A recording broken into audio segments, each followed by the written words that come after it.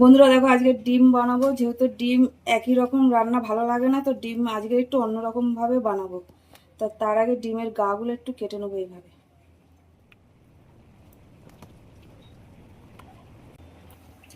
আর এখানে ডিমগুলো ভাজার জন্য কড়াই বসিয়ে দিয়েছি, তেল দিয়ে দিয়েছি। তো ভাজার জন্য ডিমগুলো দিয়ে দেবো,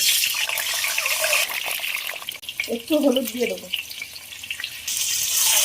ডিমগুলো ভাজার জন্য নেড়ে দেবো। আর এখানে ডিমের তরকারির জন্য মশলা নিয়েছি, কাজু বাদাম, গোটা গরম মশলা, টমেটো, রসুন, আদা, দুটো ছোট সাইজের পেঁয়াজ, আর এখানে আছে শুকনো লঙ্কা, কাঁচা লঙ্কা। ডিমগুলো ভাজা হয়ে গেছে, আর এবার উঠিয়ে নেব। ওই ডিম ভাজা তেলের মধ্যে মশলাগুলো একটু ভেজে নেব।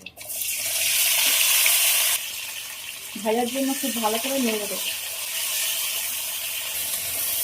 মশলাটা ভাজা হয়ে গেছে, আর এবার নামিয়ে নেব। ঠান্ডা করে তারপরে পেস্ট করব। আবারও কড়াই বসিয়ে দিয়ে দিয়েছি, আর দিয়ে দিয়েছি তেল, আর ওই পেস্ট করা মশলাটা দিয়ে দেবো। হলুদ দেবো, নুন দেবো, ধনে গুঁড়ো হাফ চামচ, জিরে গুঁড়ো হাফ চামচ, স্বাদ মতন একটু চিনি। এবার মশলাটা ভাজার জন্য নেড়ে দেবো। এবার দিয়ে দেবো ফেটানো টক দই। টক দই দিয়ে আবারও খুব ভালো করে কষানোর জন্য নাড়াবো। তো মশলা খুব ভালোভাবে ভাজা হয়ে গেছে, আর জল দেবো। জল দিয়ে দিলাম, মিক্সির বাটি ধোয়া জল দিয়ে দিলাম।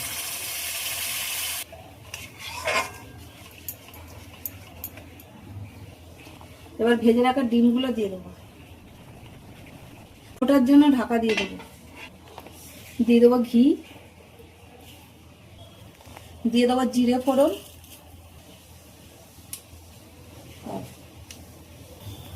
দিয়ে দেবো রসুন কুচি। একটু ভাজার জন্য নেড়ে দিলাম এইভাবে। দিয়ে দেবো পেঁয়াজ, পেঁয়াজটা একটু নেড়ে দিলাম ভাজার জন্য। এবার দিয়ে দেবো টমেটো আর কাঁচা লঙ্কা।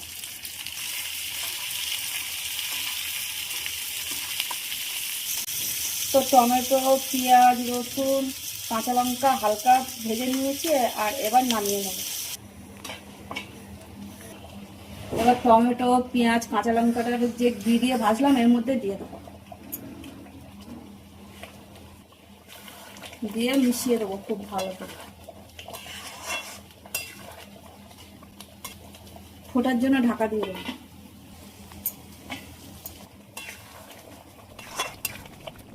কাসুরি মেথি, এবার দিয়ে দেবো ওপর থেকে ধনে পাতা।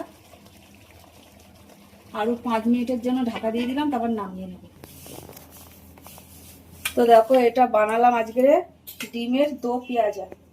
তো চলো, আবার অন্য কোনো ভিডিও তোমাদের সাথে দেখা হবে। আর তোমরা সবাই ভালো থাকবে, সুস্থ থাকবে। টাটা।